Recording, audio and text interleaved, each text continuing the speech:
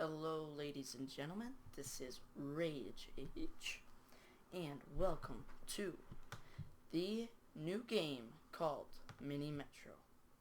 This game came out in 2014. I kind of described that in the trailer that I uploaded a couple days ago. But now we're gonna start the actual game.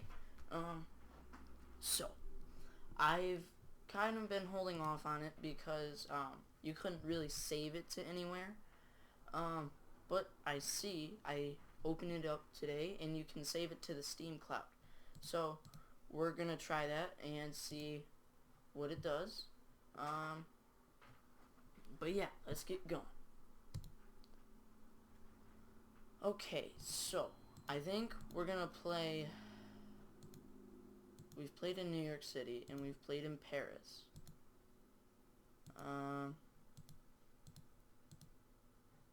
I want to do Paris again because I really liked the color scheme.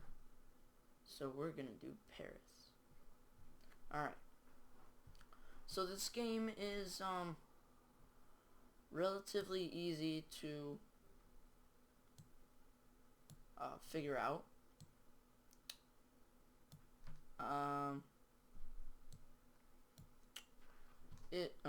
So for me it took a little bit of time to figure out though, because there wasn't really a very good tutorial. So I'm kind of hoping that this game will give a pretty decent tutorial for you guys to figure out how to play it as well. Ooh, cool. For now, just a line, because we don't really need any carriages just yet. The game's still pretty early in the development ages, so don't really expect the perfect Grand Theft Auto type of video game, because that's no doubt that's not gonna happen just yet. I like the game.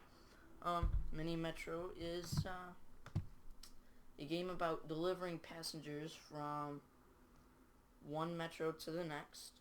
I think it's on Steam for like $8.99 or something like that. Pretty relatively cheap. Pretty decently priced. Again, the game is in its very early stages though, so that's why it's pretty well priced.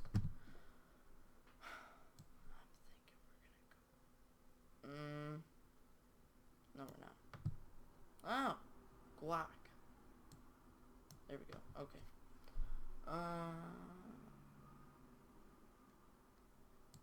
We'll do that. Yeah.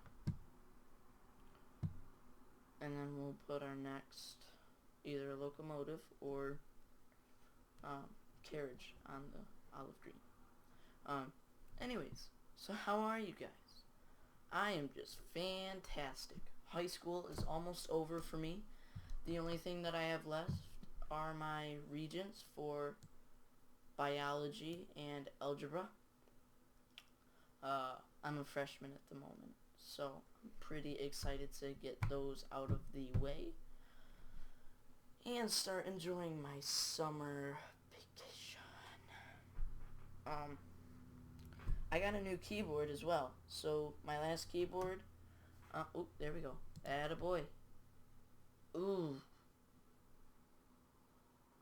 So I don't know what an interchange is, so we're just gonna use it.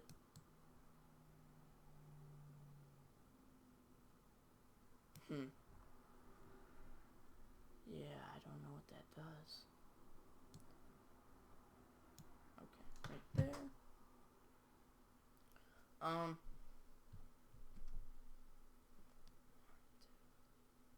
3, 4, 1, 2, 3.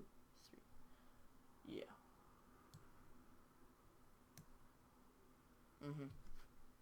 There we go. Oh wait, 1, 2. Oh yeah. Okay. Olive's the most demanding. Anyways, my keyboard, the W key I used the W key so much that it, for some reason, just decided to, like, you borderline needed to, like, break the keyboard in half for it to register the key W. So I decided I would buy a new keyboard. And so, when I bought a new keyboard, I was already at Best Buy because I had to buy a new Dyson fan. So I'm like, what the heck? I'll see what kind of keyboards they have. Because the keyboard I was looking at was on Amazon, and it was, like, close to $200. I'm like, yeah, that's kind of expensive. Oh, yeah, I can't cross it. And so...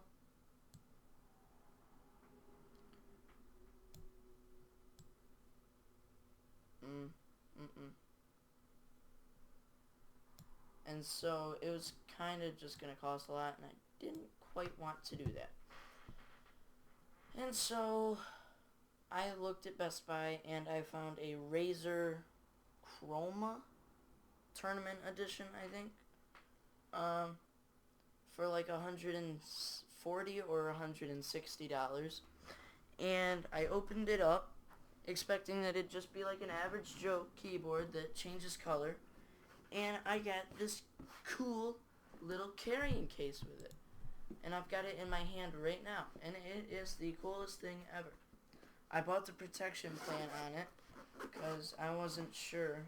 And the Best Buy guy said that they kind of get worn down a lot if you use them a lot. And I said, yeah, I experienced that firsthand. The only thing is, I was with my mother when I bought it, and she never saves a receipt, and so I'm not sure if we have the receipt, so I don't even know if this will be valid. Bye, really?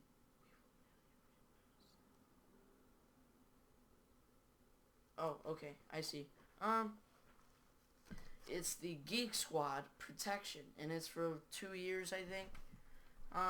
In the box, I got... Ooh, what do I want to do?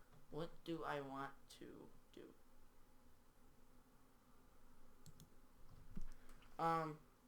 It came with, like, a little pamphlet thing from Razer. It had a couple stickers in it and just information about it. I thought it was kind of cool. And it definitely made me happier and, made me feel like it was more worth the $140, $160, whatever it was, dollars. So that was nice. I think they put it in there for people who go to, like, LAN parties and stuff, but I don't really do that, so. Now, do I want to do that? Oh, yes, I do. Uh-huh.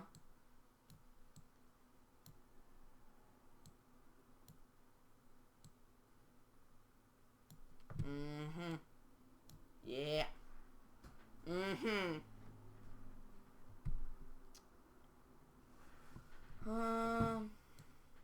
We'll extend the blue. Yeah. So.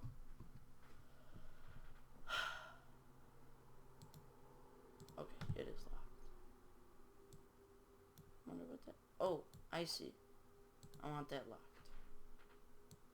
Whoop. I wonder what an interchange is.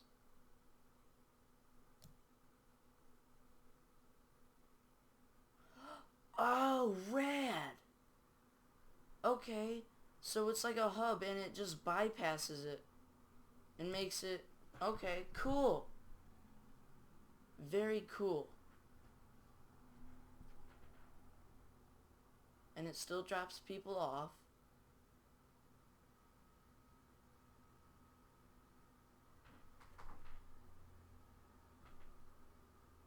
Oh, I think, okay. I just heard a noise and I'm like, what was that? And I think it's my washer. Whew. Made me nervous that it was something weird. Oh, rat's butt. I didn't start my timer. I always forget to start the timer, guys. You know that? Okay, so we haven't really gotten any efficiency points lately. I'm kind of thinking that that's not a good thing. Can we cross? Oh, yeah, we can cross. No, we can't. Yes, we can. Ha! Ha! Got him. Ha. Okay.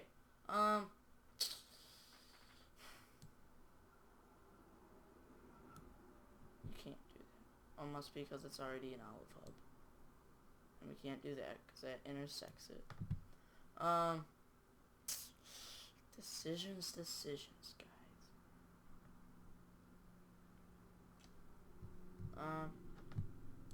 We'll plop that sucker. We'll connect that sucker right up. So, I have some interesting news, guys. So, for my graphic arts class, which is like Photoshop and Illustrator, Adobe Premiere, most of the Adobe products,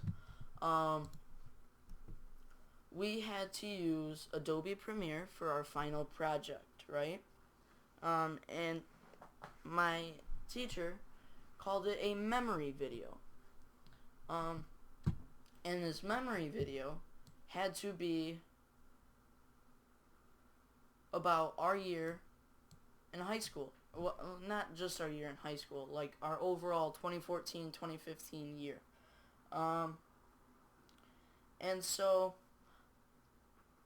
I was like, oh, cool, I can do this at home too, because I have this computer and I usually can do whatever I need to on it. Guess not with this, in this case scenario.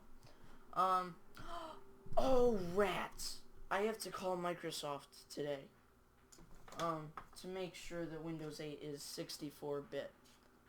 I'm getting to that in a minute. So I bought Adobe Premiere, and I would install it, and then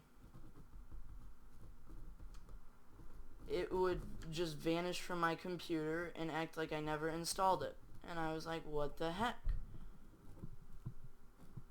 And so I called Adobe the next day, which was yesterday. This is all a very recent story. And was like, why is this not working? And so the guy who picked up the phone was like, well, are you sure that you didn't accidentally uninstall it? And I said, sir, I know I didn't accidentally uninstall it. And he's like, okay, well, can you please give me the email that is connected to this account? And I said, sure. And so I gave him my account name, number, or my account email. And he says, well, we don't have that email in our system. And I said, well, you should. I made the account almost 3 years ago. What was that? Oh, somebody else. I have a motel, so I have to just see who's pulling in and whatnot. Sometimes you'll hear my dog in the background. And he goes, well, we don't have that in our list. And I say, well, you should. I've had the account for 3 years. And so I say, can you please read back the email to me? And so he starts reading it back, and he gets to my last name, and he goes, S-T-E, and I'm like, no.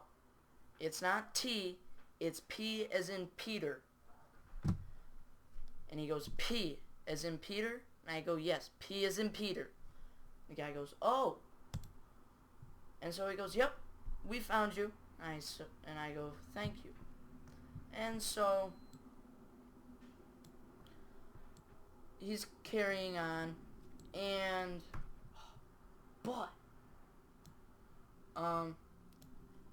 he starts to say, well, can you read off the system information on your computer? And I go, sure.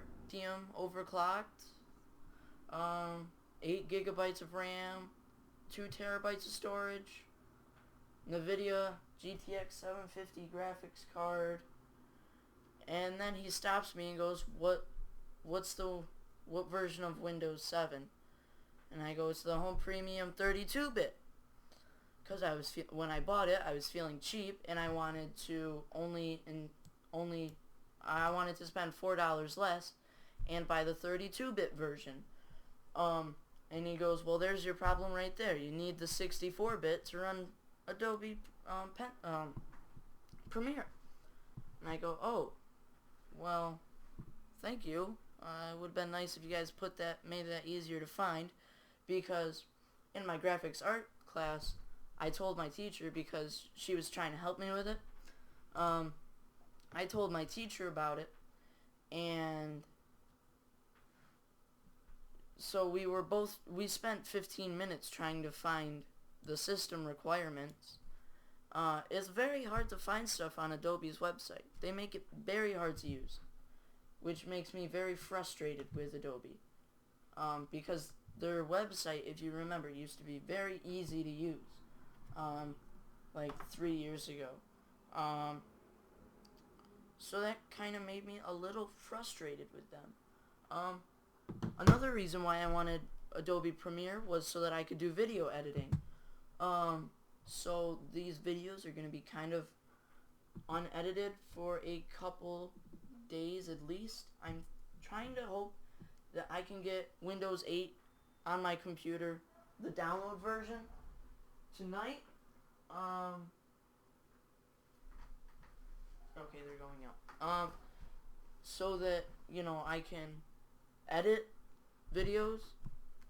But I'm not thinking that that's going to be until at least tomorrow. So this video is being recorded on the 12th, but it probably won't be up until the 13th or 14th. And that's just because of my editing issues with my system. So I do apologize about that. But anyways, how are you guys?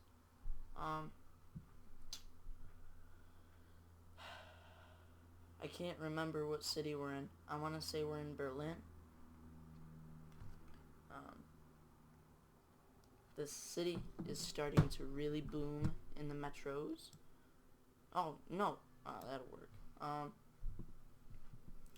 I probably really should have gone with the tunnels so that I could get these guys involved. Because if we were playing in a different version, that would make it game over, because these people over here would overflow, and so it would make it really hard to do stuff. I guess. I don't know how that makes any logic, but it does, I suppose, to the game creators. Oh, I can't cross there. Oh, no. Come on. Okay. So, the next tunnels, I'm hoping we get at least 2 tunnels. Let's see. What's our most crowded line here? I'm thinking it's orange, but I'm not sure.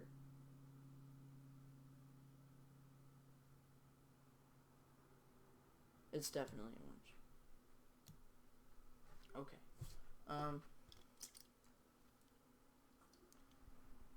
So I'm thinking that I'm going to leave you guys here, and I will see you guys in the next episode.